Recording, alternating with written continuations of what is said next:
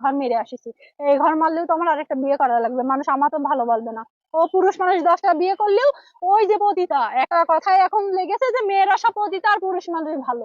18 কোটি মানুষও যদি আমার বোর বিপক্ষে যায় আমি তার নিয়ে সংসার করবো, কিন্তু তার ঠিকই প্রত্যেকদিন গুতায় সেরকম করে। মনে করেন এর ব্যবসায় এক বউ ছাড়বে আর বউ ধারবে, কন্ট্রোভার্সি তো থাকাই লাগবে। টিকিল বের করে দেয় পুরনো তিল, মানে উঠতি এক গালি বসতি এক গালি, সুতি নেই মুখে, সামনেও হচ্ছে না যে আমি খাই। এতটা সুখে আমি আছি।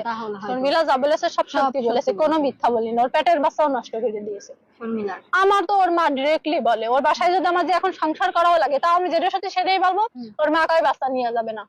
কেন? আমি সংসার করছি, আমি আমার শাশুড়ি কেন এই কথা বলে, বলে বাচ্চা নিয়ে যাবে না, কিন্তু কালম বলে যে হ্যাঁ বাচ্চা নেওয়া সমস্যা নেই। এটা নিয়েছে সিঙ্গেল, ফেসবুকে ছাড়ার জন্য। আচ্ছা। আর আমাকে দিয়েছে মানে আলম কি এখনো সিঙ্গেল থাকতে চায়? সিঙ্গেল থাকতে পছন্দ করে। আর আমাকে দিয়েছে আই এম ম্যারিড। আচ্ছা। ওইগুলা চাই। পুরো পৃথিবীর মানুষই তো জানে। আর দেখেন ওখানে আরেকটা পুরুষও গেছিল, আমি এই ছবিটা তুলে রাখছিলাম, সে লেখছে আই এম মানে 100% ম্যারিড। এটাই হলো পুরুষ মানুষের ভেদাভেদ, এটাও পুরুষ মানুষ ও পুরুষ মানুষ, কিন্তু ও জানোয়ার লুচ্চা মাগিখোর, আর এ হলো প্রকৃত পুরুষ মানুষের বউ বোরকা পরে নিয়ে আসছিল, মানে পুরুষ মানুষ আর হলো পুরুষ নামের কলঙ্ক। সাথে আমি ওর সাথে কোনো ভিডিও করব না, সংসার করতে আসিছি, রান্না বাড়া করব, ওর সন্তান আছে, আমার একটা সন্তান হবে, আমি সংসারের মতো সংসার করব, আমি কোনো ভিডিওতে থাকবো না। আর ভিডিও না করলে আমার জন্য গালাগালি না, আপনার ভিডিও করবেন না। আলম ভাই বলতেছি ওর ভিডিও কি আমার ফেসবুক ইউটিউব টিকটকে যা আছে, আমার একটু টাইম লাগবে, আগামী 6 দিনের ভিতরে আমি A to Z সব ডিলিট করে দেব।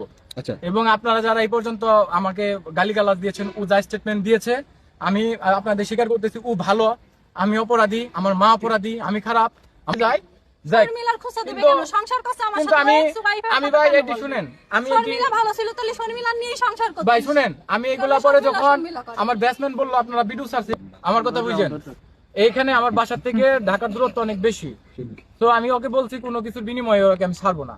তো ছাইরা দিলে তো ওর মা ভাই আসতাম ওনাদের হাতে দিয়ে দিতে পারতাম, জেনে মনে হেনে থাকুক। তো রাত করে ওরে তো আমি এইভাবে এখানে ফালিয়ে রেখে যাইতে পারি না।